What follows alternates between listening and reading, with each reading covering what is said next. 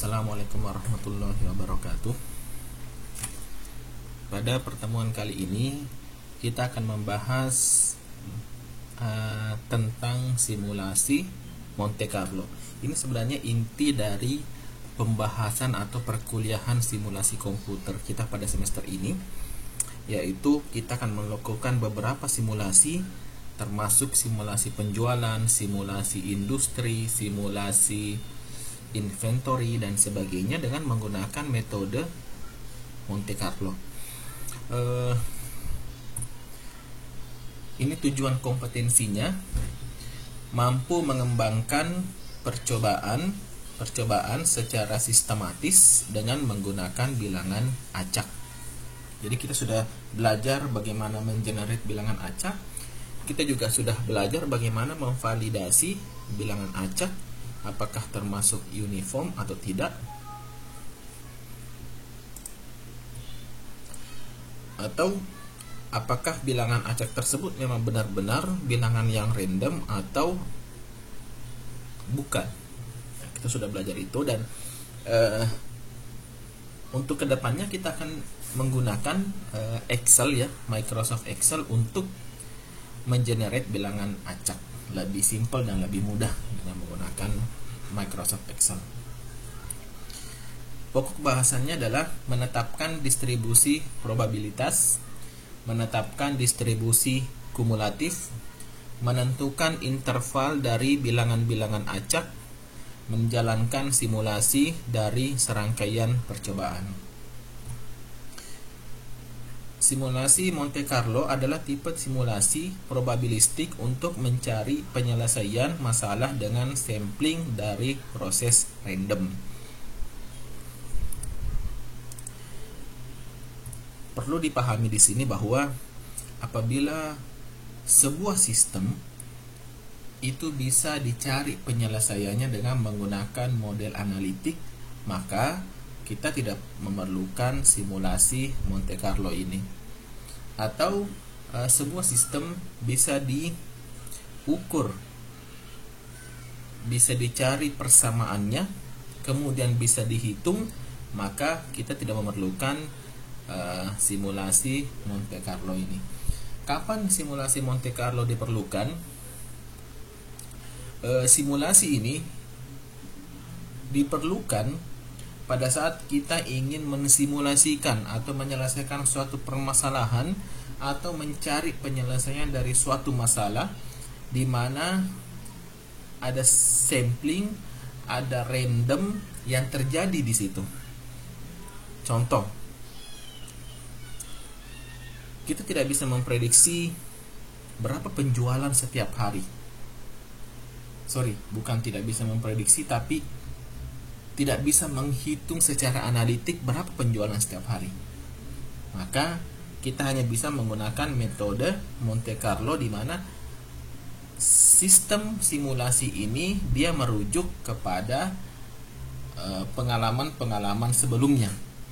Dari pengalaman tersebut kita bisa mensimulasikan atau meramalkan kejadian-kejadian yang akan terjadi di depannya.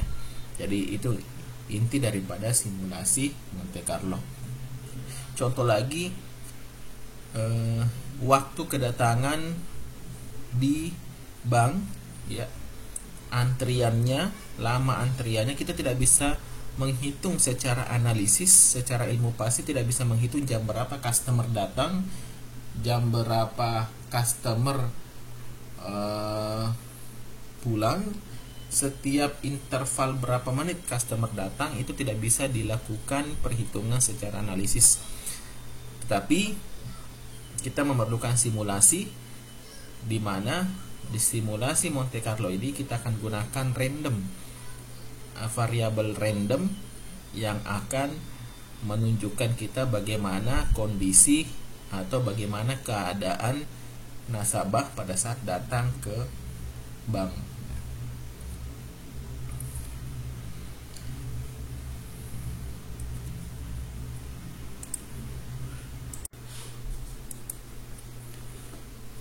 Ada 5 langkah dalam mensimulasikan Monte Carlo.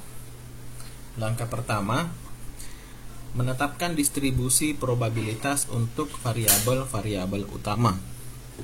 Ide dasar simulasi Monte Carlo adalah membangkitkan nilai-nilai untuk variabel-variabel penyusun yang sedang dianalisa. Banyak sekali variabel pada kondisi sistem nyata yang bersifat probabilistik secara alami, misalkan permintaan persediaan harian. Contohnya variabel-variabel utamanya adalah permintaan sepatu. Nah, setiap hari pertama permintaan sepatu adalah 5 pasang. Hari kedua permintaan sepatu adalah 7 pasang. Hari ketiga permintaan sepatu adalah 6 pasang. Dan seterusnya. Itu salah satu variabel-variabel utama. Satu cara yang sering digunakan dalam menetapkan distribusi probabilistik dari variabel yang ada adalah dengan menganalisa data-data historis. Probabilitas atau frekuensi relatif untuk setiap hasil yang mungkin dari sebuah variabel didapat dengan membagi frekuensi observasi dengan total jumlah observasi. Jadi nanti kita akan membahas atau menggunakan yang namanya frekuensi relatif. Frekuensi relatif ini apa? Frekuensi itu kalau didefinisikan ya, keseringan, berapa sering sih muncul, itu frekuensi. Contohnya penjualan 5 pasang sepatu. Nah, berapa kali terjual 5 pasang? Contohnya dari pengamatan 100 hari ada 5 hari terjual 5 pasang. Berarti frekuensinya 5. Nah, ada juga berdasarkan pengamatan 10 hari itu terjual 9 pasang per hari. Berarti frekuensinya 10. Nah, itu maksudnya frekuensinya. Langkah kedua adalah menetapkan distribusi kumulatif untuk setiap variabel. Setelah menentukan distribusi probabilitas, langkah selanjutnya mengubah distribusi probabilitas tersebut menjadi distribusi kumulatif dengan cara mengakumulasikan hasil dari distribusi probabilitas yang menghasilkan akumulasi dari masing-masing kelas sebagai total akumulasi dari kelas sebelumnya. Distribusi kumulatif adalah kita akan mengakumulasikan. Jadi kita bikin tabelnya, kemudian kita tulis 2 pasang sepatu terjual, 3 pasang sepatu terjual. Kemudian kolom berikutnya adalah frekuensinya yang kita sudah bicarakan di langkah pertama. Frekuensinya adalah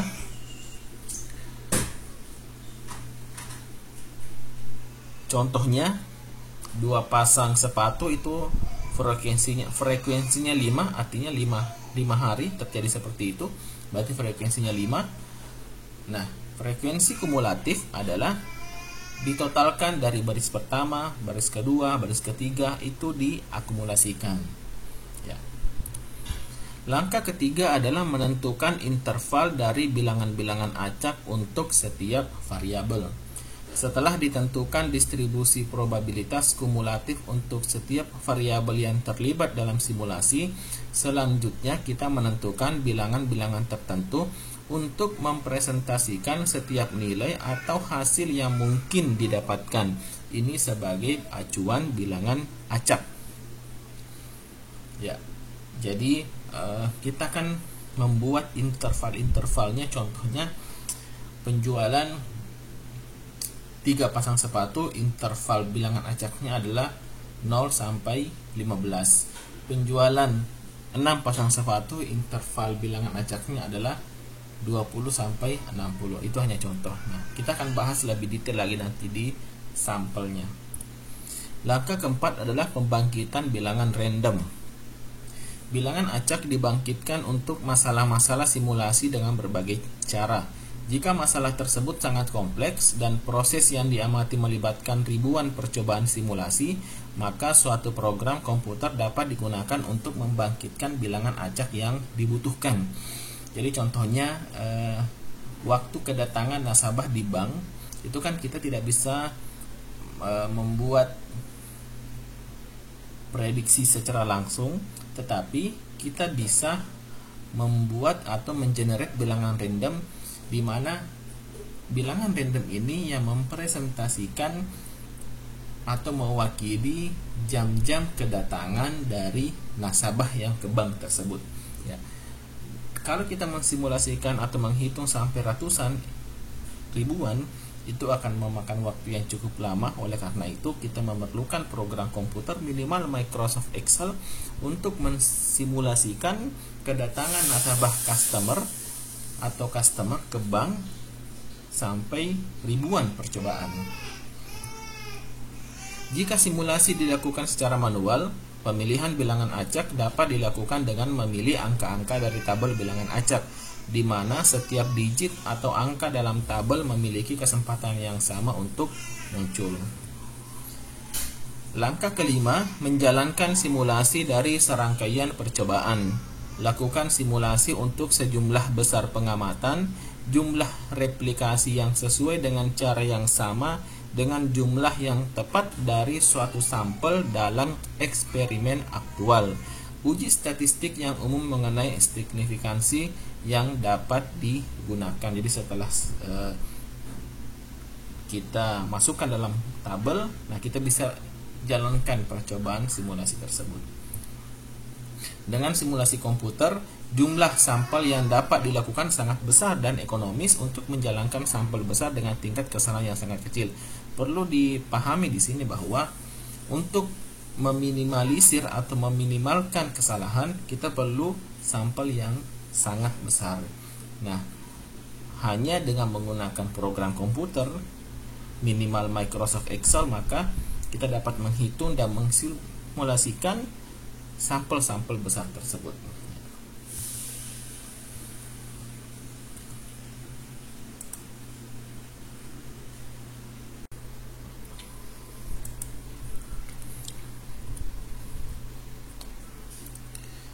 Contoh 1, ya. Permintaan ban. Setelah melakukan pengamatan selama 200 hari, sebuah toko ban memperkirakan permintaan ban per harinya seperti pada tabel 61 berikut ini. Toko tersebut hendak memperkirakan permintaan ban untuk 10 hari ke depan. Jadi sebelum melakukan simulasi Monte Carlo, kita memerlukan data masa lalu. Nah, di sini kita mengambil data permintaan ban 200 hari, dan dengan mengolah data tersebut kita bisa memperkirakan permintaan ban untuk 10 hari ke depan. Nah, yang pertama yang harus kita lakukan adalah kita membuat tabel di mana ada permintaannya adalah 0 atau 1 atau 2 ban atau 3 ban atau 4 ban atau 5 ban. Nah, ini adalah permintaan per hari. Nah, kemudian berdasarkan histori data 200 hari sebelumnya, kita dapat menyimpulkan data seperti ini. Permintaan 0 atau sama sekali tidak ada permintaan ban per hari itu ternyata terjadi selama 10 hari. Permintaan ban 1 per hari itu terjadi selama 20 hari. Permintaan ban 2 ban per hari itu terjadi selama 40 hari. Permintaan 3 ban per hari itu terjadi selama 60 hari. Permintaan 4 ban per hari itu terjadi selama 40 hari, dan permintaan 5 ban setiap hari itu terjadi selama 30 hari. Ini adalah frekuensinya. Nah, kalau ditotalkan jumlah frekuensinya adalah 200. Apa artinya 200? 200 adalah 200 hari dilakukan pengamatan. Nah, berdasarkan tabel tersebut kita bisa melakukan atau membuat penyelesaiannya. Yang pertama, menetapkan target distribusi probabilitasnya. Kita tuliskan kembali variabel permintaannya dari 0 sampai 5. Kemudian tadi kita sudah mengetahui frekuensinya. Nah, untuk mencari probabilitasnya kita cukup menggunakan rumus yang sangat sederhana, yaitu 10 dari frekuensi ini, ya, 10 untuk permintaan 0, frekuensinya 10. Maka di sini probabilitas untuk permintaan 0 adalah 10 dibagi 200. 200 apa? 200 dari totalnya, dari total pengamatannya 200 hari, ya. Itu 10 bagi 200 itu sama dengan 0,05. Kemudian untuk permintaan 1 ban per hari. Nah, di sini ada 20. 20 dari mana? Dari sini tadi frekuensinya. Jadi permintaan 1 ban per hari itu terjadi 20 hari. Maka di sini kita tuliskan 20 per 200 sama dengan 0,10. Begitu pula yang lain untuk 2, frekuensinya 40 dibagi total 200 sama dengan 0,20. Begitu pula variabel permintaan 3, itu frekuensinya 60 dibagi 200 sama dengan probabilitasnya adalah 0,30. Untuk variabel 4, frekuensinya adalah 40 dibagi totalnya 200 sama dengan probabilitasnya 0,20. Begitu pula untuk permintaan 5 ban per hari, di mana frekuensinya 30, totalnya 200, maka probabilitasnya adalah 0,15. Nah, yang perlu diperhatikan di sini adalah apabila setiap probabilitas ini dijumlahkan 0,05 plus 0,10 plus 0,20 plus 0,30 plus 0,20 plus 0,15, harus jumlahnya adalah 1,00. Tidak boleh kurang, tidak boleh lebih. Apabila kurang atau lebih, maka terjadi kesalahan perhitungan probabilitas. Jadi harus jawabannya 1,00. Langkah kedua, kita menetapkan distribusi kumulatif. Nah, di sini sudah ada permintaannya tadi, ya. Kemudian probabilitasnya sudah kita hitung. Nah, sekarang kita hitung kumulatifnya. Kumulatif dari mana? Kumulatif dari probabilitasnya. Nah, bagaimana cara menghitung kumulatifnya? Sangat mudah sekali. Yang pertama, untuk di baris pertama ini 0,05 langsung ditulis lagi di sini 0,05. Kemudian untuk yang ini caranya adalah baris ini ditambah dengan baris ini, ya. 0,10 ditambah 0,05 hasilnya adalah 0,15, ya. Maka kita tulis ini 0,15. Kemudian lanjut lagi, baris yang di bawahnya ini ditambah dengan yang ini, ya.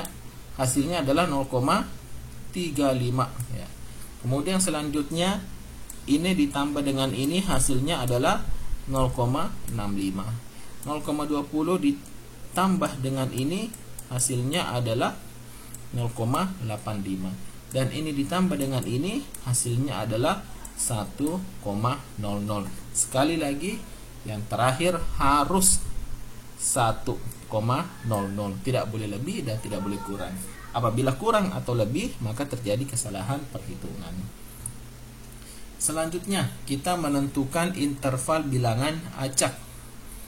Nah, kita sudah menentukan variabel permintaan, kita juga sudah belajar bagaimana mencari probabilitasnya, kita juga sudah paham bagaimana menghitung kumulatif probabilitasnya. Kemudian kita menentukan interval bilangan acak. Interval bilangan acak adalah nanti kita akan mengenerate bilangan acak, di mana bilangan acak itu pada saat kita mengenerate hasilnya adalah antara 0 dan 1. Nah, dari 0 dan 1 itu kita bisa konversikan menjadi 1 sampai 99. Nah, untuk saat ini kita bikin dulu interval bilangan acaknya. Contohnya seperti ini. Ya. Di sini ada 0,05. Nah, cara menentukan interval bilangan acaknya, ya, ini kita geser komanya, ya, ini kita geser 2 kali ke sini dan ke sini, maka hasilnya adalah 5. Maka di sini adalah maksimal 5. Ya. Kemudian di sini kita tulis mulainya dari 1. Berarti intervalnya adalah 1 sampai 5. Kemudian yang kedua, yang ini kita geser juga komanya dari sini ke sini, maka hasilnya adalah 15. Ya. Maka di sini maksimalnya 15, minimalnya minimalnya adalah 6. 6 dari mana? Nah, 6 adalah angka setelah 5. Ya. Angka setelah 5 adalah 6. Kemudian yang ketiga, 0,35 kita geser komanya ke belakang. Untuk pemahaman kalian, penggeseran koma ini masuknya adalah kita kali 100 ya. Jadi 0,35 dikali 100 itu hasilnya 35. Kenapa dikali 100? Karena kita hanya ingin membuat interval bilangan acak dari 1 sampai 99. 35, maka di sini batasnya adalah 35. Kemudian 16 dari mana? 16 itu dari angka setelah 15 adalah 16. Kemudian selanjutnya 0,65 kita kali 100 atau kita geser komanya 2 kali menjadi 65. Maka di sini kita tulis batasnya 65, batas atasnya dan batas bawahnya adalah 36. 36 adalah angka setelah 35. Kemudian selanjutnya 0,85 kita geser komanya atau kita kali 100, maka hasilnya adalah 85. Maka di sini kita tulis 85 batas atasnya dan batas bawahnya adalah 66. 66 dari mana? Dari 65, setelah itu 66. Terakhir adalah 1, kita geser komanya menjadi ke sini. Kita geser komanya ke sini, hasilnya adalah 100.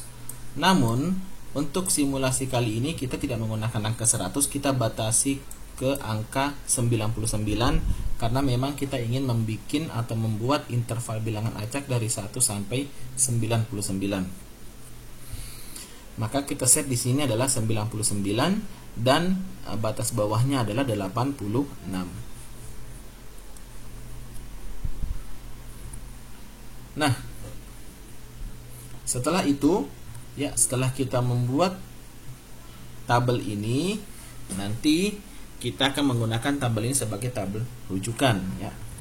Nah, kemudian kita langkah keempat adalah kita membangkitkan bilangan acak. Membangkitkan bilangan acak ini bisa dengan menggunakan Microsoft Excel atau bisa menggunakan rumus yang sudah kita pelajari beberapa waktu yang lalu.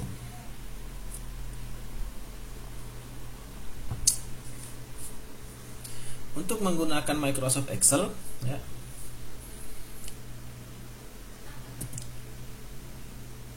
saya akan memperlihatkan caranya, ya, bagaimana menggunakan Microsoft Excel.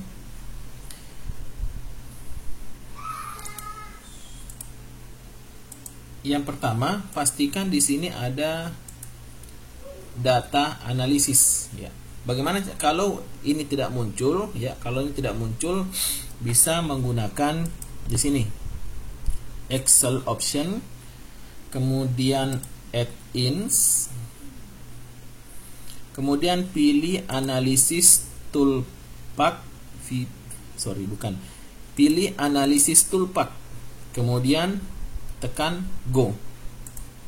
Setelah itu akan muncul di sini. Nah, pilih analisis toolpath, ya. Analisis toolpath, oke. Akan muncul seperti ini. Nah, setelah itu klik ini, kita pilih random number generation, kemudian kita klik OK, kemudian kita isi untuk number of variablesnya adalah 1, number of random numbers, berapa jumlah bilangan acak yang akan kita bangkitkan, 10 contohnya ya.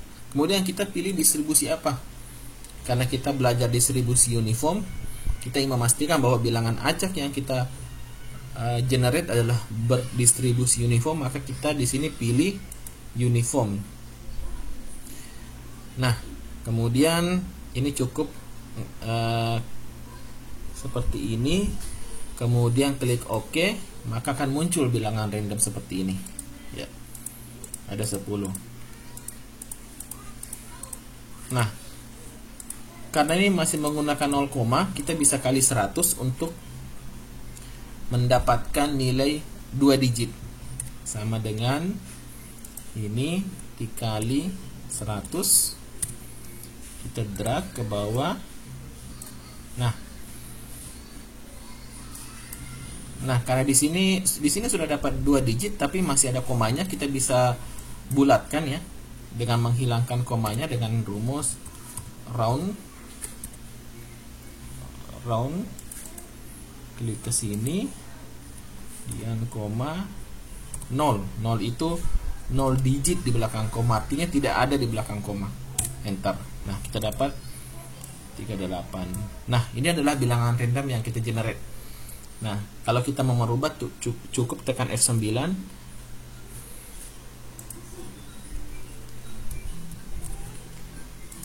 atau tekan Enter. Ini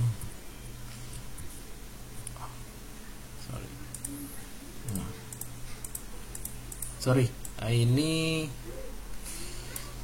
kenapa kita mau F9?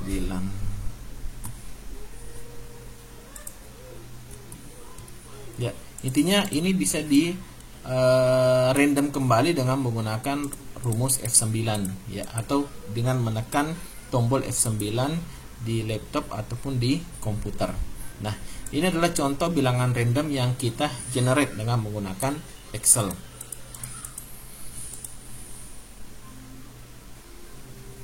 Nah, kita kembali ke PowerPoint. Nah, di sini sudah ada contohnya ya. Sudah ada contohnya. Ini adalah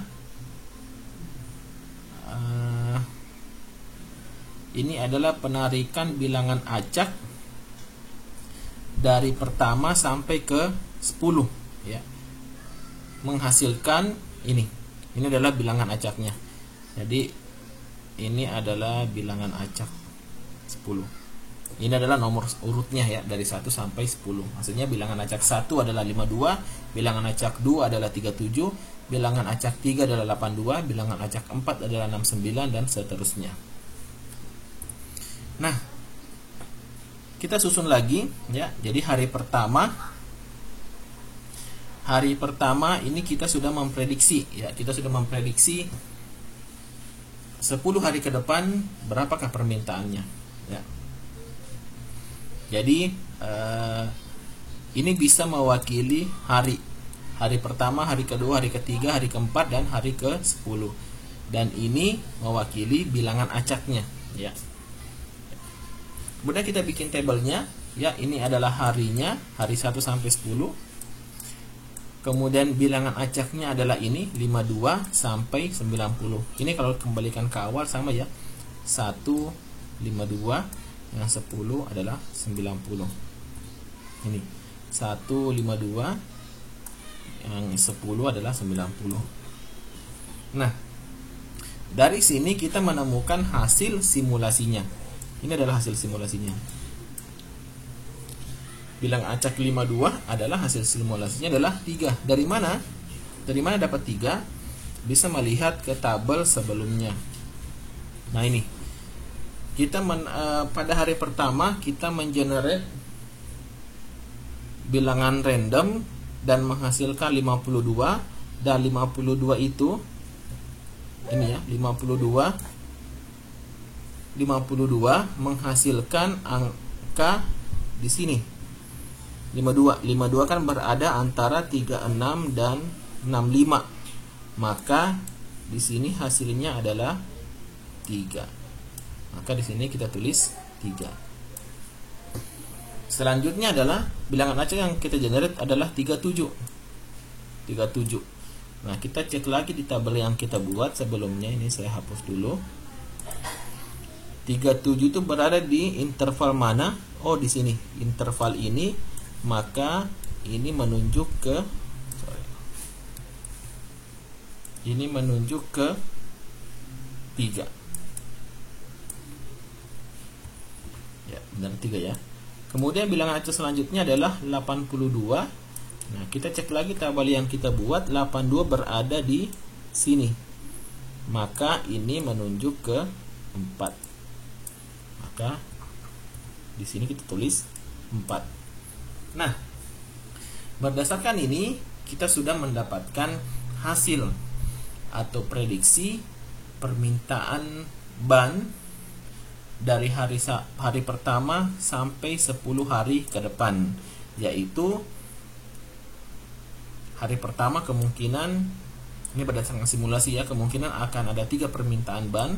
Hari kedua akan ada 3 permintaan ban. Hari kedua ada 3 permintaan. Hari ketiga ada 4 permintaan.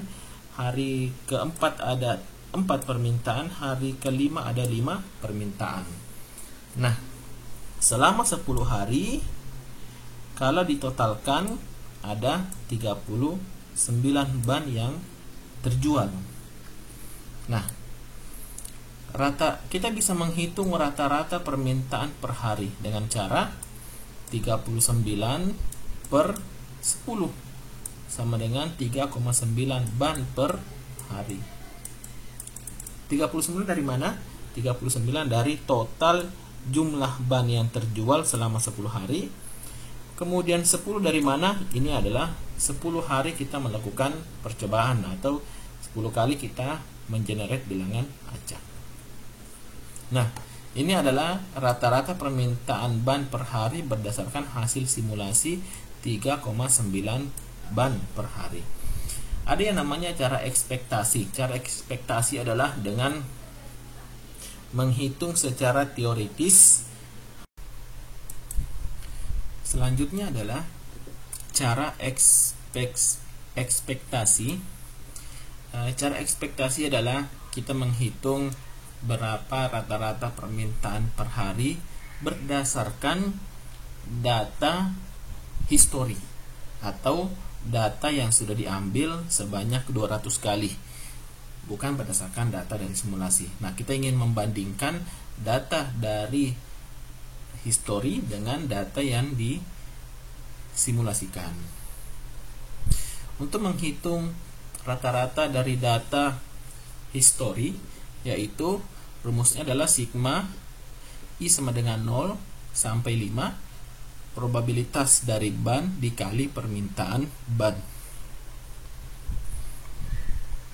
Nah, ini 0 dari mana? Ya, 0 ini dari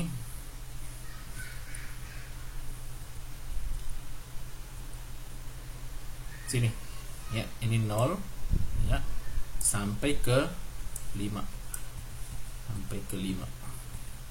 Nah, ini. Nanti kita mulai menghitung dari 0 sampai ke 5. Nah, untuk menghitungnya adalah probabilitas dari ban 0,05 dikali dengan 0. Nah, ini dari mana? 0,05 dari probabilitasnya. Nah, ini 0,05 dikali dengan 0. Nah, tambah 0,10 dikali 1 dari mana? Nah, ini 0,10 dikali 1. Kemudian 0,20 dikali 2 dari mana? Dari sini. 0,20 dikali 2. Dan seterusnya nanti sampai 0,15 dikali 5. Ini 0,15 dikali 5. Nah, kalau dikalikan dan ditambah kesemuanya, hasilnya adalah 2,95 ban per hari. Nah, kalau dibandingkan dengan ini ada perbedaan ya.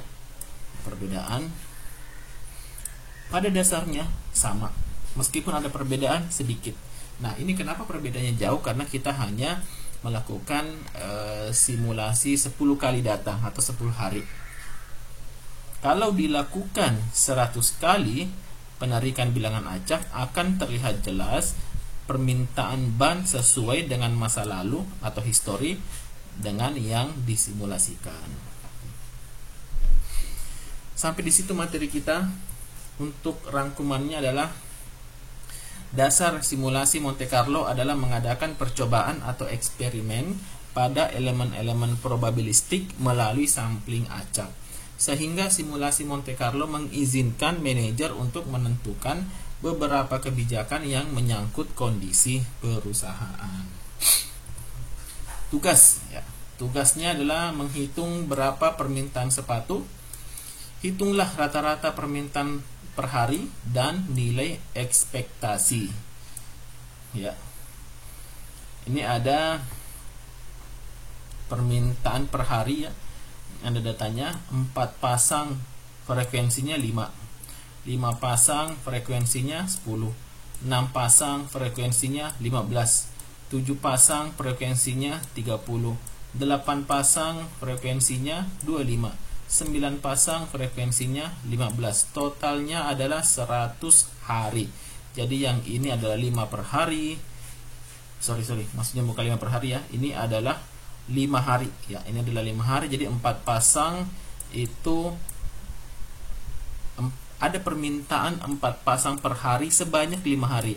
Ada permintaan 5 pasang per hari sebanyak 10 hari. Ada permintaan 6 pasang per hari sebanyak 15 hari. Ada permintaan 7 pasang per hari sebanyak 30 hari. Ada permintaan 8 pasang per hari sebanyak 25 hari. Dan ada permintaan 9 pasang per hari selama 15 hari. Dan total pengamatannya adalah 100 hari. Silahkan dibikin secara simulasinya, berapakah rata-rata permintaan per hari dan berapakah rata-rata permintaan per hari berdasarkan nilai ekspektasi. Tugasnya adalah dikumpul pada tanggal deadline-nya 28 Juni 2020 jam 21 malam. Assalamualaikum warahmatullahi wabarakatuh.